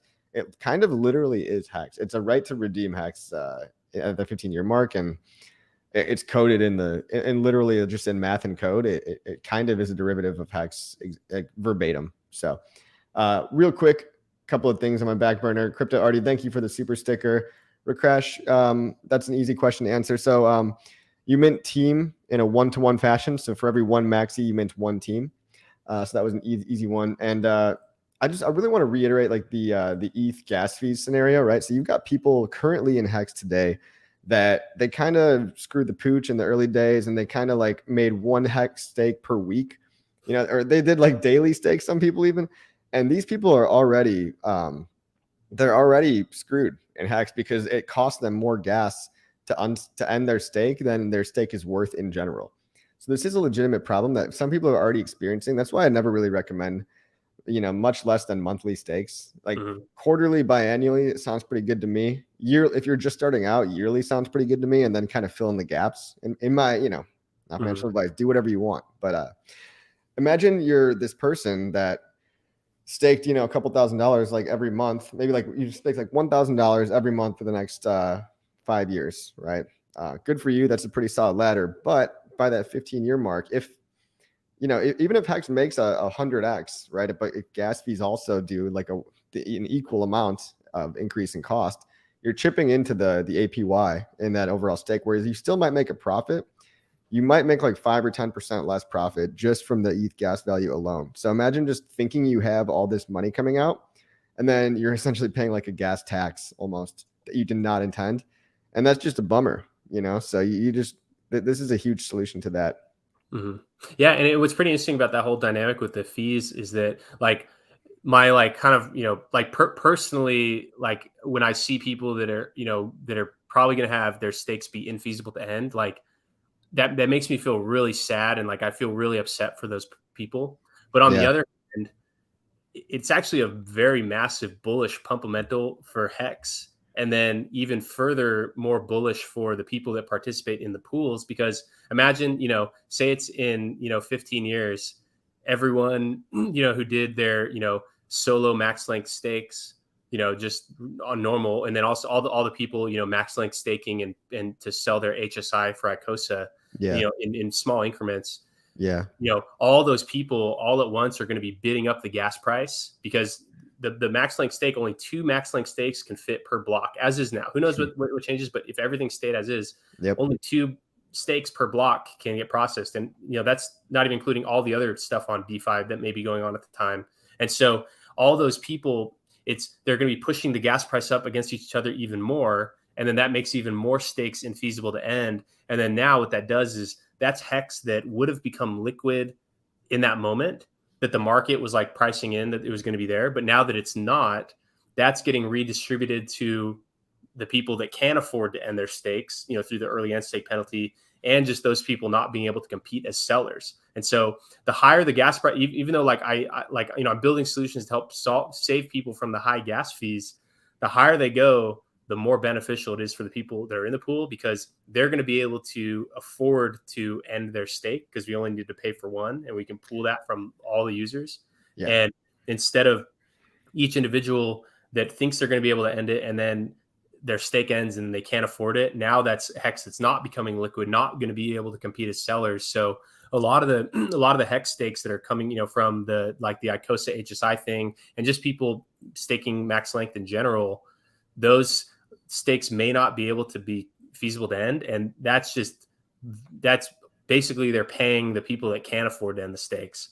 And so it's sad for the people who are impacted by it, like people who are going to be holding the bag on those stakes that are people to end. But it's very positive for the Hex price, and and it even further boosts the value proposition of these stake pools, which could even, add further gas to the premiums and stuff. And so there's, the silver lining, it's only a silver lining for the people that are in the pools, but the existence of other people not joining the pools is actually very bullish for the people that do join the pool. So it's kind of this, it's almost, it's a double-edged sword, because when it clicks for you, you want everyone to get in, but then some people don't get it. And you also at the same time don't want people to get in, because you benefit more when other people don't get in. Not only with team, but just like you mentioned with the gas fee savings on the perpetuals. First of all, shout out to Wild SJ. Good to see you as always. It's a no-brainer when you understand shares. Yep. I agree. But that also brings up a point to me of like, this was kind of my hesitation towards joining MAXI and team and all that stuff, is that I don't get to see visually my number of shares. So I'm one of those guys that when my stakes come due, I like to maintain the same number of shares, or even increase it if I can. Like I almost, people, point your fingers all you want, but I've rarely ever sold. And like, I typically restake to try to gain more T-shares. And I know a lot of other people do this too. People that are upper, whales or whatnot, OGs, whatever you want to call them.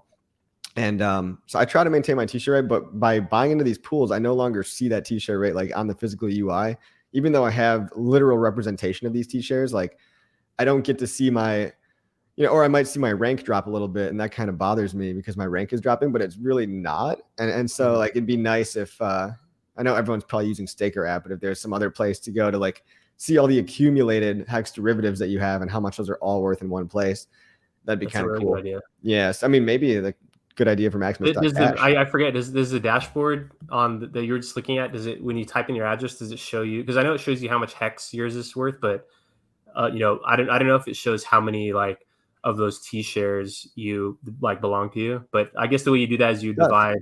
I'm talking about Staker app, right? Yeah. Yeah, Yeah. so it would be awesome if Staker app supported, like, you know how it shows like USDC, ETH, and Hex liquid balance. It'd Yeah. be awesome if it showed Maxi as well and these pools. Yeah. We should talk about that because it's true. I mean, it's just another ERC20. And then all they'd have to do is to show you your T share exposure in Right. those is to just divide the the Well, T shares in each pool by the number of tokens you have. yes. Yes. I mean, it would be a calculation. It might not be exact either because there's fluctuations in the it might be hard, basically, but you've done the infrastructure layer. You've done like the smart contract side. And so is Alex, he's done the app.icosa.pro. And what I like about that is that it clusters Hex, Hedron, and Icosa all together so that it's your unified front end. And Maximus.cash is a unified front end for Maximus itself. And there's all these great stats on there. But then it's like the more places people have to check, like the user at the end of the day is just looking at a screen. And to them, like the screen is their Hex, right? They don't care about any of the underlying technology so much. So I almost think like a unified front end for everything Hex, MAXI, derivatives, liquid loans, like whatever lending platform becomes, popular, and then like Hedron, Icosa, that could be, kind of a great product if someone out there wants to build that or take the reins on that. That could be a massive thing to unify everything together and basically install legitimacy in everyone's mind about these things. Because if we all have a place to go, like a lot of people use Staker app and a lot of people compare their rank. And we've been doing that for over a year now, maybe 2 years at this point. The rank is something that's been proven to be very, very sticky. So you could even reinvent the ranking system, right? Because you might have to, because now people have all these other coins and stuff. But it just becomes fragmented. People's attention becomes fragmented. And I can see why, because it happened to me. Like my hesitancy was because of the fragmentation of my attention. Yeah, and that's a really good idea to kind of help help people get a better sense of their earnings and really what their stuff's worth. Yeah. Take a hint. Yeah, somebody go build a dashboard, please. Yeah. Cool. We've been on stream for a while. Are there any questions in the chat, guys? Anything that's like that we haven't talked about, or Dipcatcher, you got anything you want to add? I get what I was just recalling when I was getting ready for the stream is that the whole concept of stake pooling, you and I actually talked about it, or like the liquids. I don't think we're talking about it in terms of stake pooling, but the liquid stakes in a stream from like November or December of 2020. We actually we're discussing that. So it's pretty cool to kind of see how, in less than 2 years, just kind of how much progress we've made on that front. And dude, perfect timing too, right before PulseChain, because I do believe that that'll be the next paradigm. And so people that got in like pre PulseChain into Hex or whatever, it's going to be the new OGs, right? People are going to think of this time as almost like a mythical era that almost didn't. It's like buying Bitcoin in 2013 or 2012, right? And people are like, oh, you got in when it was only on Ethereum? Like, damn, that's crazy. So it's good that we're building all this infrastructure now, like, and rather than waiting till PulseChain, especially for things like this, because not only one, are you going to get your copy, but two, you're giving people the opportunity to front load themselves and to position themselves as the next wave of OGs. Yeah. Oh yeah. And those I did a video on my channel about like what happens when the whole Maximus ecosystem gets copied over to PulseChain. And that actually is going to be like a big, that I think even further boosts the value of these stake pools and just the Maximus ecosystem in general, because, with PulseChain, it's kind of like this, because then we'll have PulseChain and Ethereum. They're like the same, but independent of each other. And so we'll have these like independent chains, and then, the funds will kind of, oscillate here and there. And it actually, I think, really makes the ecosystem stronger, because it adds, another layer of, kind of like fallback security. Like, what if there's some critical issue with PulseChain or some critical issue with Ethereum? Then the market can kind of shift over and then can carry on. It's not like it's just like all the eggs are in one basket in a way. And then to the like the trading opportunities across, all the different, there's P-Base, E-Base, eTrio, eLucky, P-Lucky, and then also, across, P-Base and eLucky. Like, there's kind of like now all these different that's just like, that's potential insanity, trading pairs, and and that's opportunity for people who are like arbitraging those down to be making money, because the the e-lucky price is driven by e-lucky buyers and I sellers. got you. Like it's not really impacted by, P-base people, but like Yeah. as So the big market. premium on base and big deficit in lucky, and then you arbitrage. You buy the base, or you sell the base and you buy the lucky, right? It's like Mhm. all kinds of those, and we're gonna need to incentivize. We're gonna need to vote in a lot of these EP pairs, the E-base P-base pair. We need to get that in the voting contract to make sure they get a bunch of incentive token, Oh with yeah. all these, so that they back the value and they all go up and down together.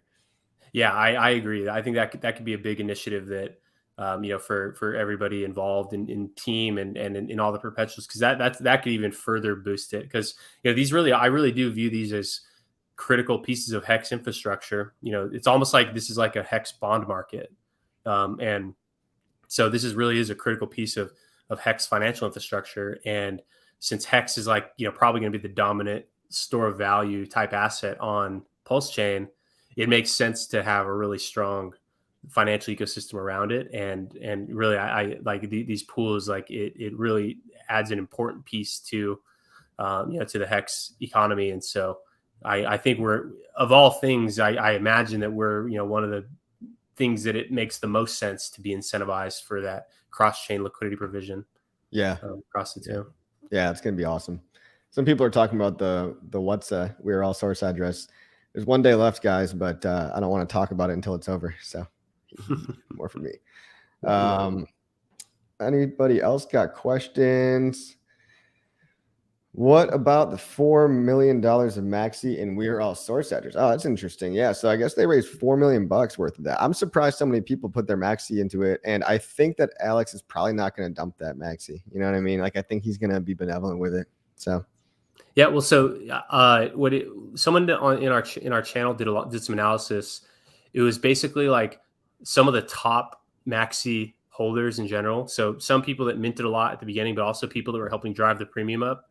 It's like some of our just top addresses just, it's like moved over. Like there used to be a lot of people with like more than 2 million MAXI. Now there's nobody with more except for the hedge deployer.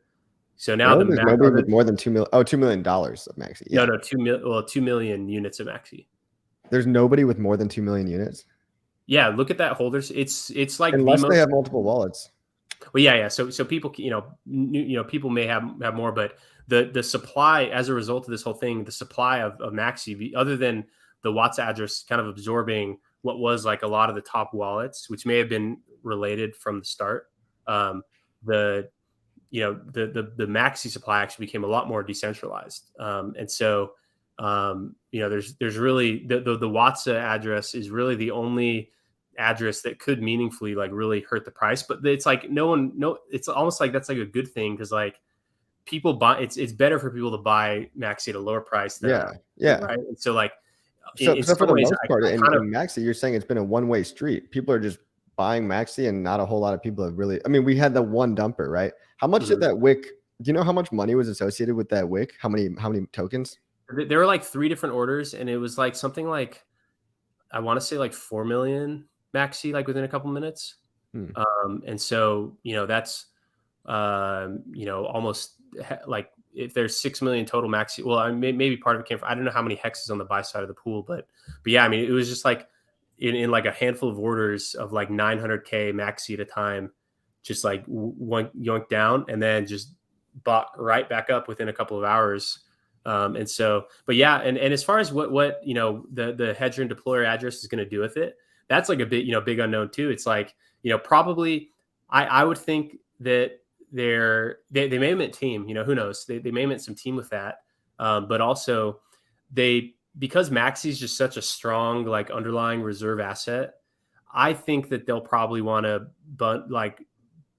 do some sort of like market making or some type of like using it as some type of like backstop to the ICOSA or Hedron markets. Because like if ICOSA kind of tracks the T-share rate, and MAXI also kind of tracks it in a way, because it's earning it's earning its daily payout, and it's growing in a similar fashion. So perhaps that would be a strong use of it. So that's probably why I did it. Or maybe, I mean, I don't know. I mean, that kind of speaks to the value of MAXI, is that, other ecosystem products also highly demand it. Like, it was like the only, it's like adding it to the list of things that are accepted for it. Like clearly they wanted it. And so, Yeah. it's probably going to be used, for good, because of all the things collected. It's like, I don't think that what the Hedron deployer is probably going to be selling a lot of Hedron or Icosa. It's Right. most likely to be selling the other things. So like Hex, ETH, USDC, But and MAXI. I mean, Alex the founder has stated, just like you have and I have, is like we love to do things that pump the price of Hex underlying. Like everything we do is with the underlying mission of like Hex to the moon, total world financial revolution, financial freedom, all that stuff. So and even Silver the Antidote made a video about what he speculates that, like, if somebody is purely benevolent towards Hex, here's what they would ideally do with all those coins. And I don't think he actually, we might have overlooked this guy. This guy's comment, Notesark, is saying that what I think the ideal play, and I agree, for overall benevolence with all that MAXI would be for the Icosa founder or the Icosa source address holder to simply mint a bunch of team with it. That'd be pretty cool. And he might just be like the biggest team holder. Be.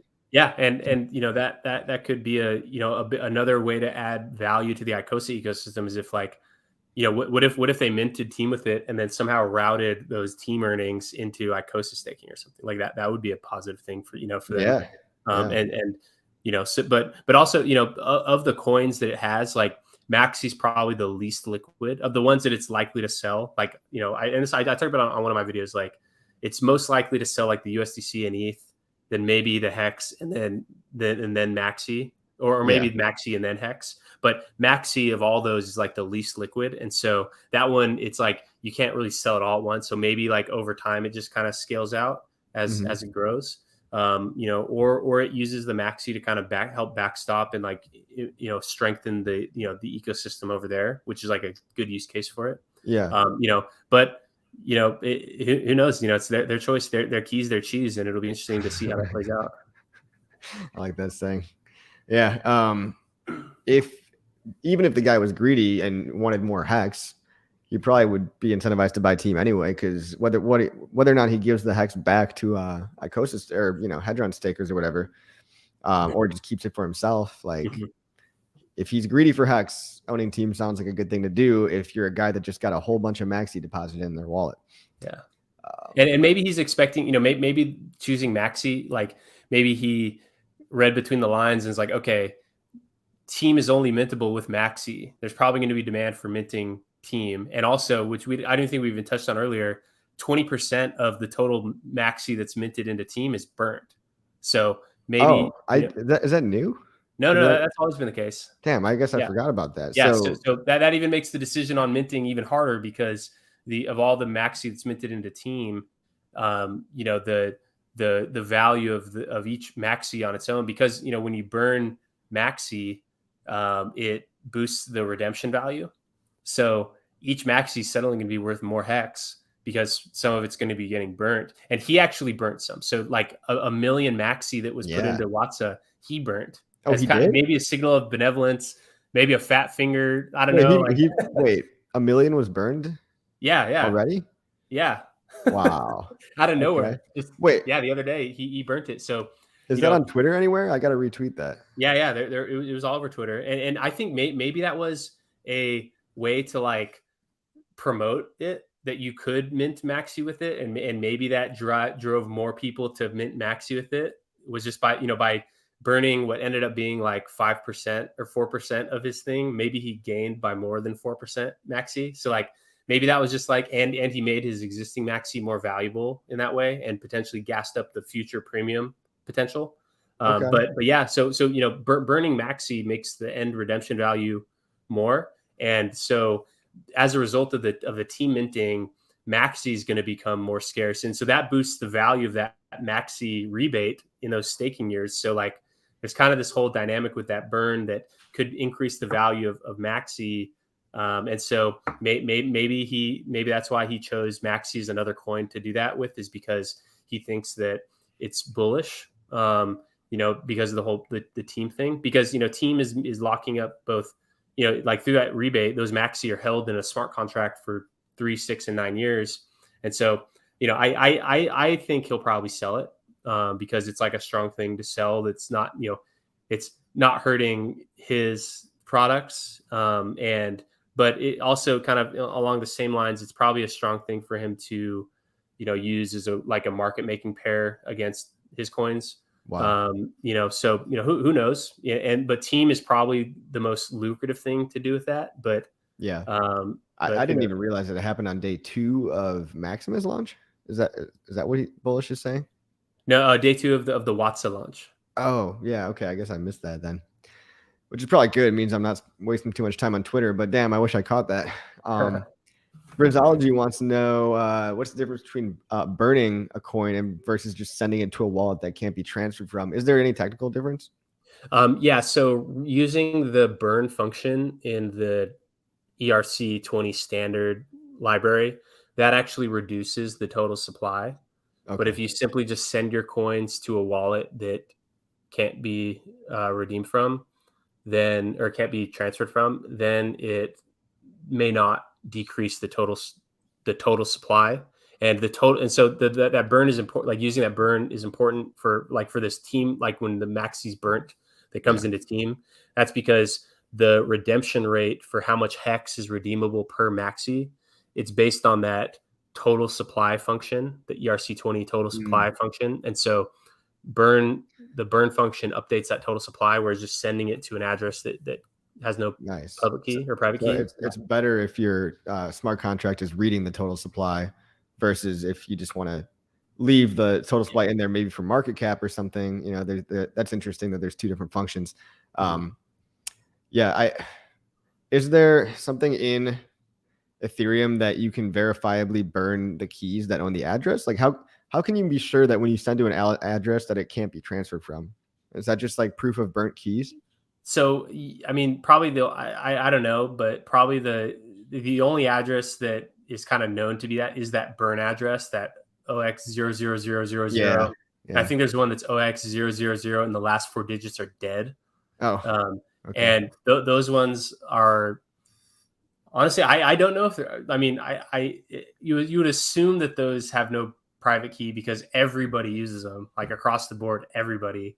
And I think that those may be like in the EVM or somehow with the blockchain that those are like explicitly dead. But as far as like, just other addresses that you think have no private key or just like a random address that you generate. Because like if you were to randomly generate an address, the odds that's related to a private key very small, but not zero.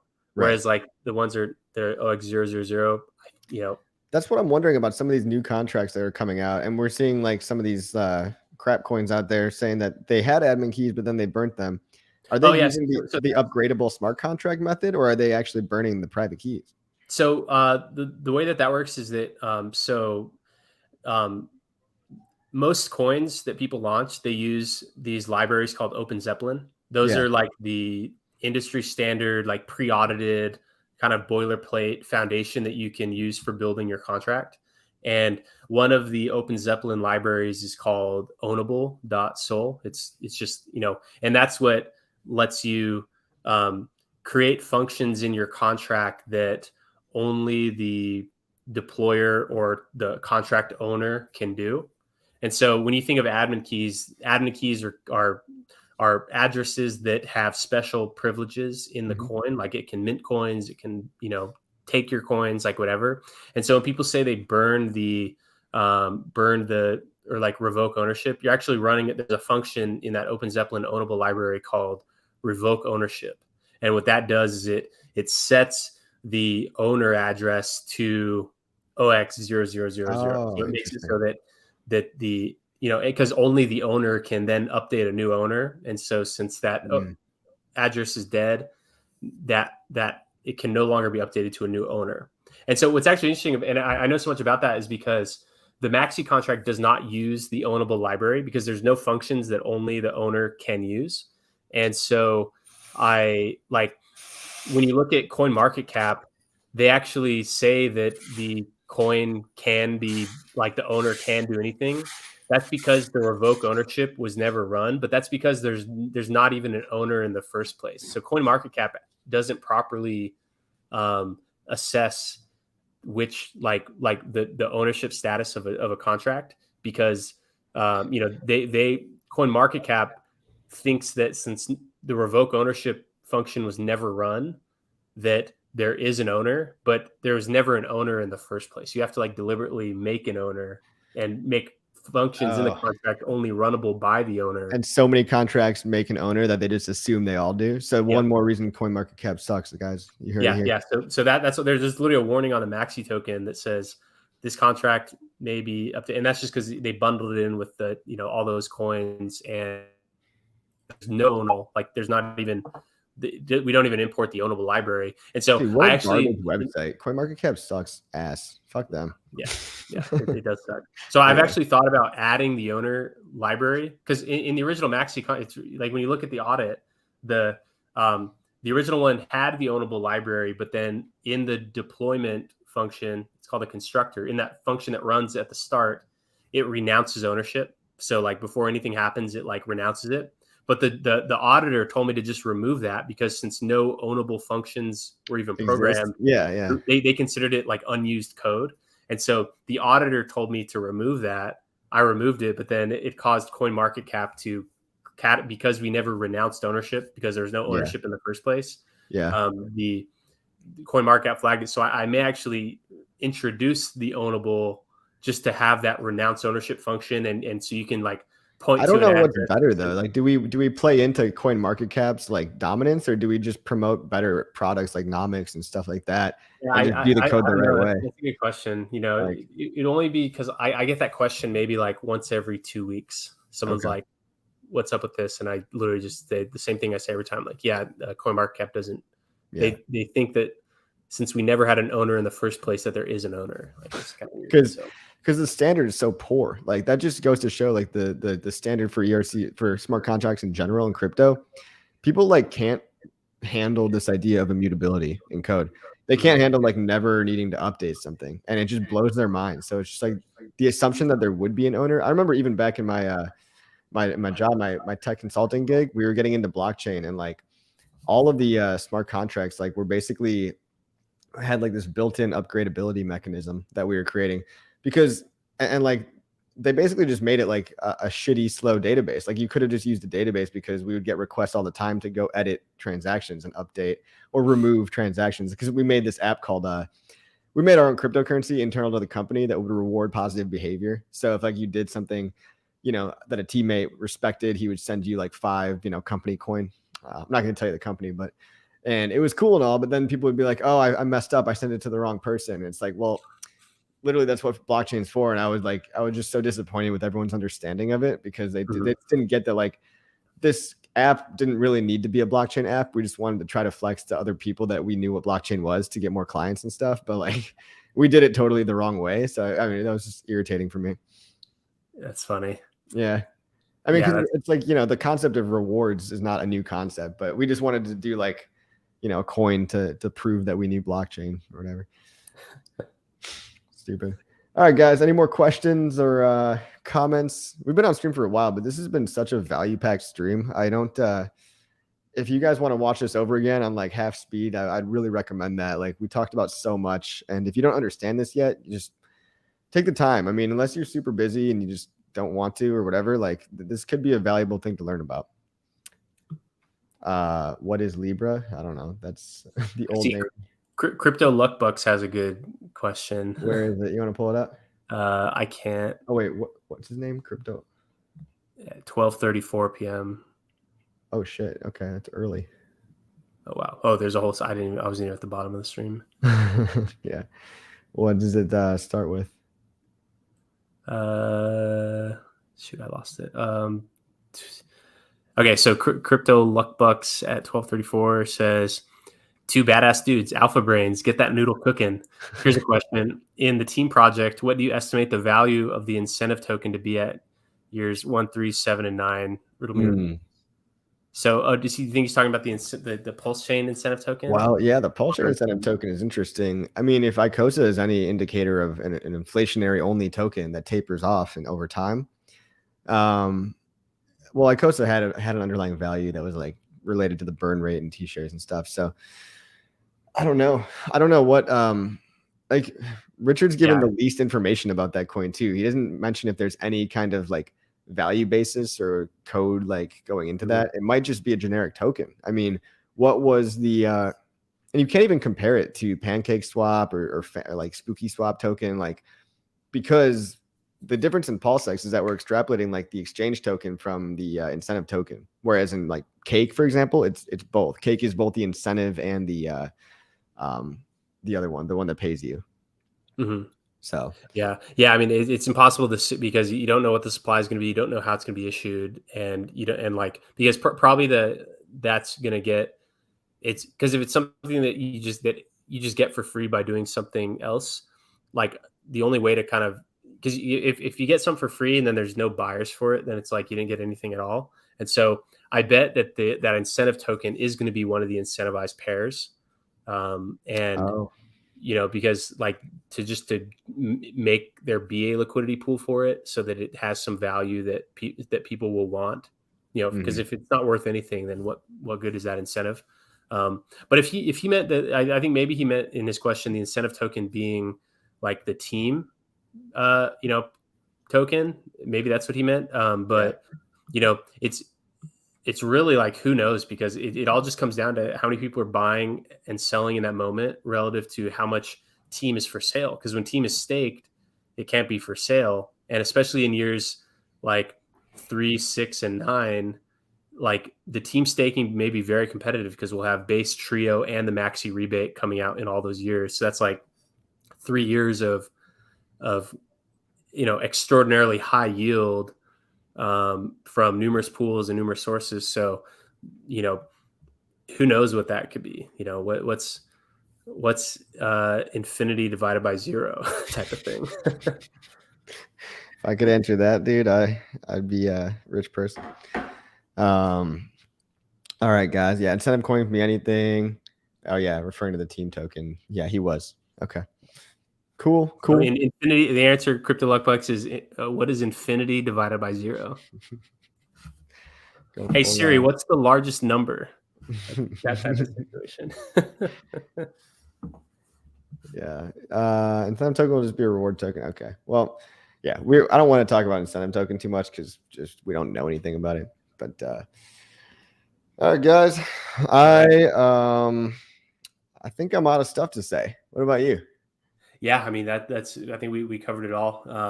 So I guess for people watching, team and the perpetuals launch very soon. Probably if everything goes well with the audit, which we get back here hopefully in a couple hours or in the next day. Hopefully nothing big needs to change, and we don't have to go through kind of like a second cycle on the audit. Yeah. So hopefully days, not weeks. To mint team, you'll need MAXI. You'll mint one MAXI, or you'll mint one team per MAXI. To mint any of the pools, base, trio, lucky, or deci, you just mint one hex per whichever pool you join. The pools, they provide major benefits from more hex earnings than staking on your own, massive gas savings, and you keep a lot of the gas money in the hex economy. And you have if you need to sell, you can. It's fully liquid, fully fungible. I thought of one more and thing. then staking team can provide another passive income source where you're earning a little bit of income from all the perpetual pools and any future potential pools that haven't been named or dreamt up yet. So, so yeah, that's all coming up. Follow me on Twitter at Tanto Nomini. Also follow Maximus_DAO on Twitter. Join t.me/Maximus DAO. And yeah, that's it. I have one more thing. I just thought of this. But yeah, guys, if you want to mint team, you don't have to. If you do, you need to buy MAXI or get some right now. I'm just thinking about new people, right? Onboarding, and when the narrative changes, I'm thinking about how we're going to market the perpetuals to everybody. It is a better version of a staking ladder, gas-free savings, bigger bonuses, market utility. But the perpetuals don't necessarily save people from their self in the same way that the staking mechanism does, because they get the ability to have weak hands by dumping on the market and shooting themselves in the foot. Is there any plans in the pipeline to maybe add a time locking mechanism to these things? Or is that something? So no expectations, Okay. but something that we were going to build before we built the pools, but then we decided to build the pools first and then build this thing to be able to support all of them. Wouldn't it be awesome if there was some way to either time lock your perpetual pool tokens or your MAXI, one for security, Yeah. just, or two, to potentially earn from people who commit to locking up, but then back out earlier. So no expectations, but that is an awesome idea to build some type of thing where you can prove that you have diamond hands and earn a little bit more, and also protect yourself from, you wake up on a bad day, you see the price is down and you want to sell just because you're scared. Yeah. So obviously no expectations, but that was Nice. kind of the original idea, to be honest. Okay, cool. So Well, stay tuned. that's cool. Yeah, that's good to know. All right, guys. Buy team or don't. I don't care, but I'm going to show the hell out of the perpetuals. So I'll talk to you guys later. See ya. Yeah.